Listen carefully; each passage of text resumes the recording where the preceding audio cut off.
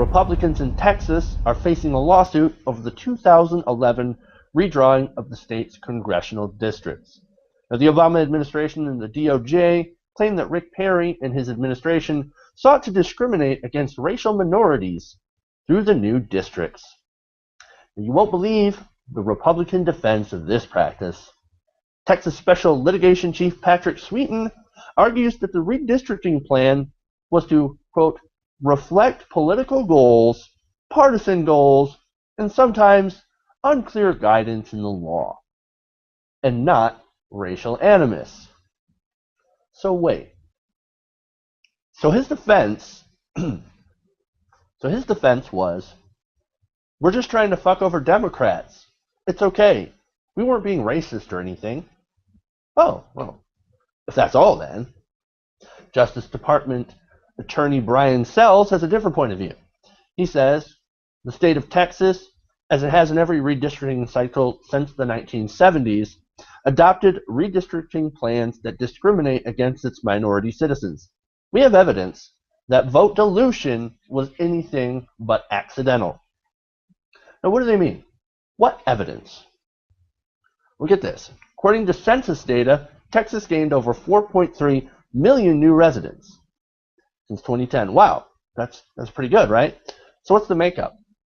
Of that, 90% of those people were Black and Latino. Yet during the redistricting, they mapped out 10 fewer districts. More people, less districts. Interesting. It's not just the Obama administration and the DOJ saying these maps were biased. This is from an article in Bloomberg about this whole case. Quote, the special voting rights panel of 3 federal judges in San Antonio found the maps biased in a preliminary ruling and blocked the state from using them while the case was pending. Odds are that these maps would have been stopped by the Voting Rights Act. But if you can remember, the SCOTUS gutted that ruling in another 5-4 decision in Shelby versus Alabama. So now the DOJ has to sue when it feels that there is discrimination after the fact. So there you have it. It's not all surprising to me that Texas, of all places, is accused of discrimination against minorities when it comes to redistricting. And here's the most messed up part of the story that I found messed up, is that their defense is that redrawing for the purposes to benefit a political candidate is allowed under the election laws. Now, putting that aside, this is actually a good reminder of why I think we still need Section 4 of the Voting Rights Act. Now, I want to go to my panel and ask you guys, you agree? Was this racial, political? Do you think that they can prove their case? I mean, and just generally, what do you guys think about this case? It's funny that their defense is that this was strictly partisan. We just hate Democrats. We're just trying to win elections. And I guess redrawing districts to win elections is legal because that's what gerrymandering is, and they totally do that all the time. So I guess that technically is perfectly fine, even though nobody on this panel would like it. But like, this is the Republican strategy to move forward to get Hispanic votes, to try and limit their access, their state, their representation, try and like negatively affect them.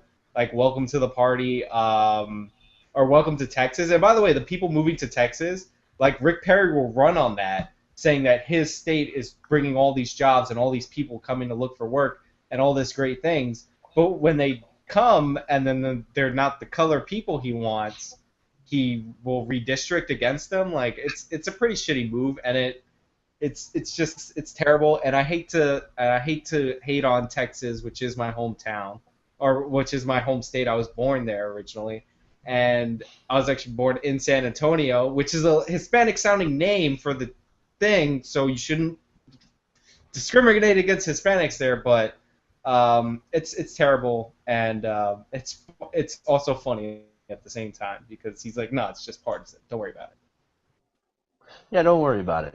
We're just here to fuck over Democrats. That's it. Oh, what's the problem here? Dan, tell us what the problem is. I mean, it's funny. That's what struck me too. Is absolutely just a shocking defense of, well, we're just trying to screw over people who want to vote one way or the other. This is a real problem. In Canada, we have one of the better systems which we kind of developed in the 60s. And the reason why we even got it through was because of minority governments between Diefenbaker and Pearson, for those Canadians, all three of you who have watched this. But the thing is about that situation is that even then, now in 2013, 2014, there have been a lot of situations where people are accusing so-and-so of redrawing it up. The solution up here was to create these kind of panels, if you will, these little groups of folks that are past, and they're not in politics right now. They're not appointed politically. It's hard to do, but it works better than what's happening right now in America.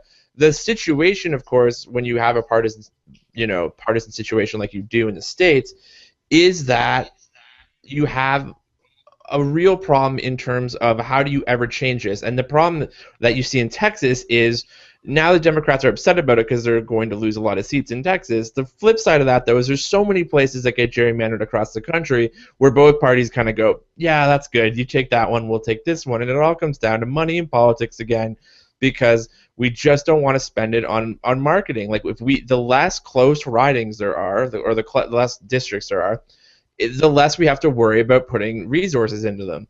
And so it really is a cynical game that's really sad if you care about democracy at all to watch this, because it really comes down to marketing, and it comes down to where they want to put their money. And this is an easier way to do it. In this case, of course, there's not even a question of what they're doing. The second question that should be asked of the defense is, how do you know they're Democrats? Right? And that'll be the interesting answer of the case. Well, we know they're Democrats because what's that second part? And that's where things are going to be interesting. Yeah, it ended up turning into an "I'm not racist, but" statement, and Republicans have a hard time avoiding getting into those sort of messes. But let's go over to you, Jordan. What do you think? I want to make 2 points.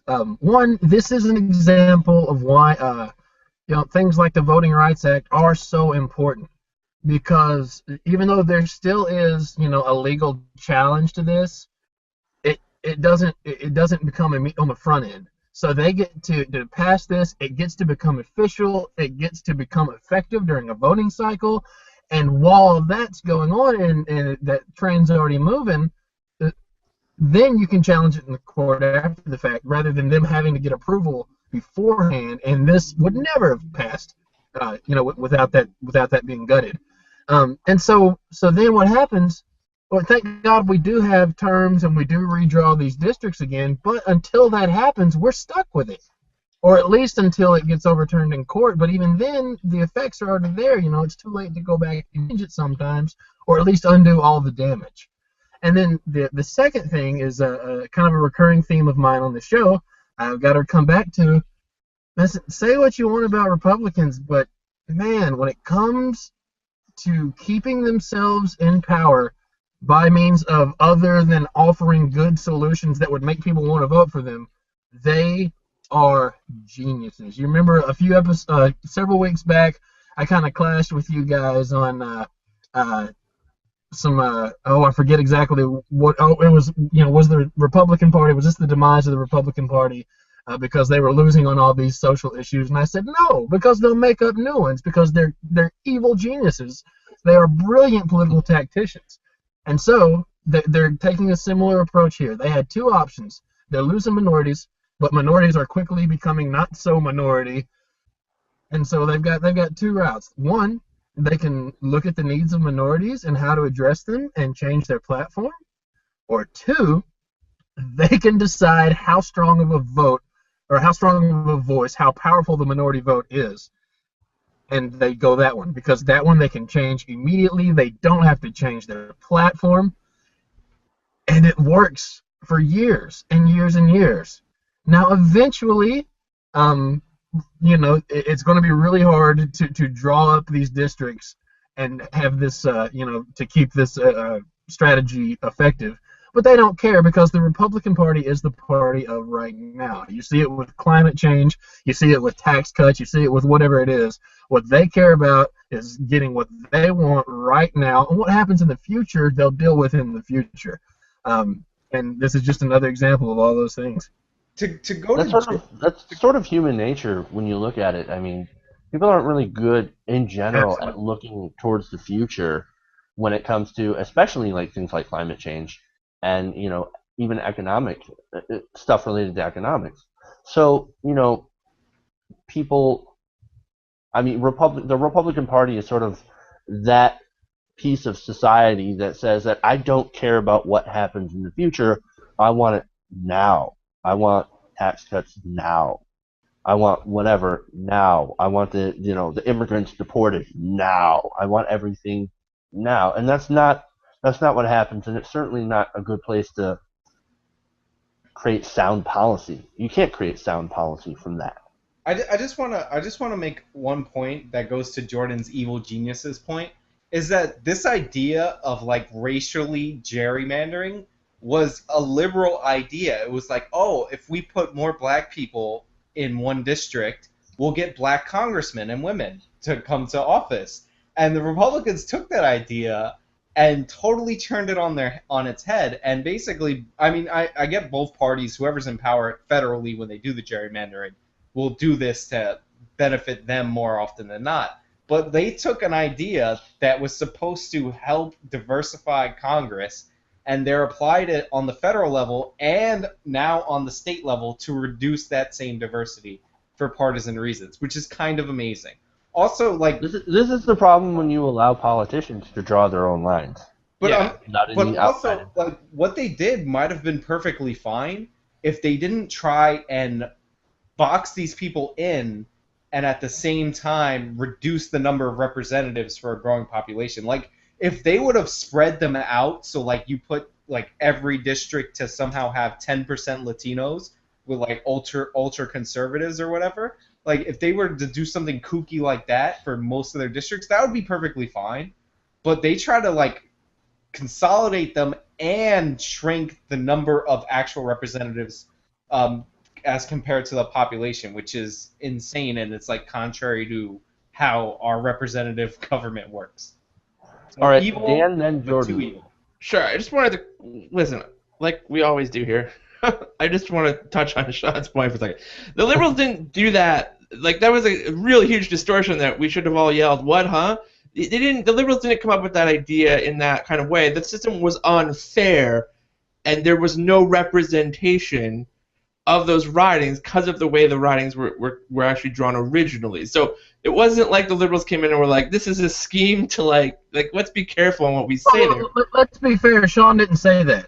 Sean said that they did this to get a more diverse, accurate representation of the population. Let's not put. No, he didn't. He's Sean, but let's not put words. That's literally what I said. Is they, with good intentions, try to diversify the Congress.